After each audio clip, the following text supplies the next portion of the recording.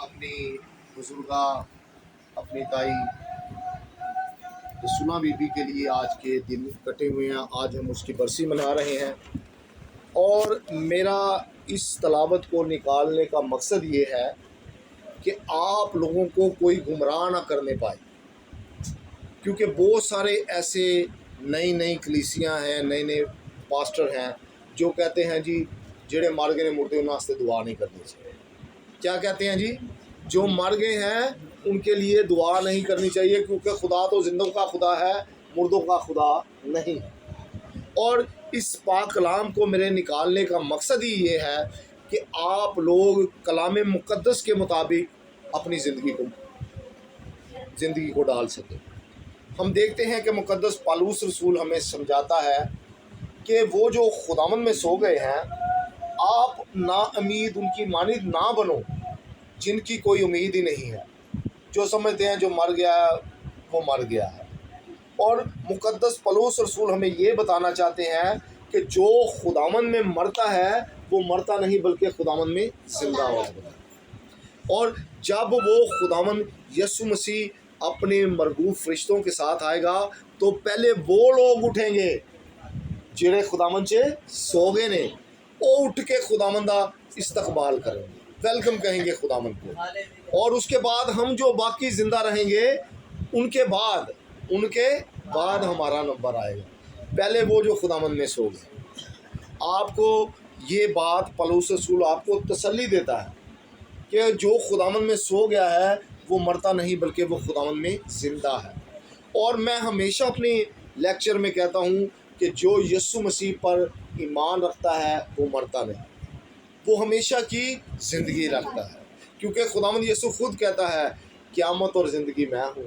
جو مجھ پر ایمان لاتا ہے وہ ہرگز نہ مرے گا، اور جو زندہ ہے اور مجھ پر ایمان لاتا ہے وہ کبھی موت کو نہ دیکھے گا. اور جب ہم خداوند میں سوتے ہیں تو خداوند کے بے شمار جو برگزیدہ لوگ ہیں ہمیں ویلکم کہتے ہیں. جس طرح ہمارا کوئی بھائی کوئی بہن باہر کے ملک سے آتا ہے، ہم اسے ویلکم کہتے ہیں، ہم اس کے اوپر پھول پھینکتے ہیں، جی ساری بھن باہر آئی ہے، جی اینے سالہ بعد سارا بھرا اینے سالہ بعد آیا. اسی طرح خداوند کے جو برگزیدہ لوگ ہیں جب خداوند میں سوتے ہیں تو آگے ان کا استقبال کرنے کے لیے خدا کے لوگ کھڑے ہوتے ہیں، اور وہ کہتے ہیں کہ آج ہمارا ایک پیارا بھائی ہماری ایک پیاری بہن برگزیدہ لوگوں میں شامل ہونے کے لیے آئے. اور یہ وہ لوگ ہیں جو خداوند کا ہوا میں اڑ کر استقبال کریں. اور جو مسیح لوگ ہیں ان کو ہمیشہ کی زندگی حاصل ہے، کیونکہ مقدس پالوس رسول کہتا ہے کہ جس طرح مسیح مردوں میں جی اٹھا اسی طرح جو مسیح پر ایمان لاتے ہیں وہ بھی مسیح میں جی اٹھیں. اور تم ان باتوں سے ایک دوسرے کو تسلی دیا کرو. کیا کیا کرو جی؟ تسلی دیا کرو کہ ہم لوگ نے مرنا نہیں ہے. او بلے شادہ ایک شعر ہے گا، اوے بلیا سا مرنا نہیں گور پیا کوئی ہو، کہندا اسی مرنا نہیں ہے، ساڑی قبر تے کوئی اور ہی پیا ہونا. تو ہم جو مسیح ہیں ہم نے مرنا نہیں ہے. یہ بات ہمیشہ یاد رکھ لیں. جو خداوند یسوع مسیح پہ باپ اور بیٹے اور روح القدس کے نام کا بپتسمہ یافتہ بندہ ہے وہ کبھی مرتا نہیں، وہ یسوع مسیح میں سو جاتا ہے. اور ہم کہتے ہیں جی انتقال ہو گیا. انتقال کیا ہوتا ہے؟ انتقال کسے کہتے ہیں کہ اس بہن کی جو زمین ہے وہ میں نے اگر خرید لی ہے تو میرے نام پر انتقال ہو جاتا ہے. اور جب ہم یہ دنیاوی زندگی سے ابدی زندگی میں چلے جاتے ہیں تو یہ ہمارا انتقال ہو جاتا ہے. اور ہماری کتنے قسم کی زندگی ہے؟ کوئی بتا سکتا ہے کتنے قسم کی زندگی ہے؟ ہم کتنے قسم کی زندگی جی رہے ہیں؟ کوئی بتا سکتا ہے؟ ایک زندگی ہے جو ہم یہ زمینی زندگی جی رہے ہیں، اور ایک ہمیشہ کی زندگی ہے، دو ہوگی جی. اور ایک ہے اٹرنل لائف جو ہماری روحانی زندگی ہے. کون سی زندگی ہے؟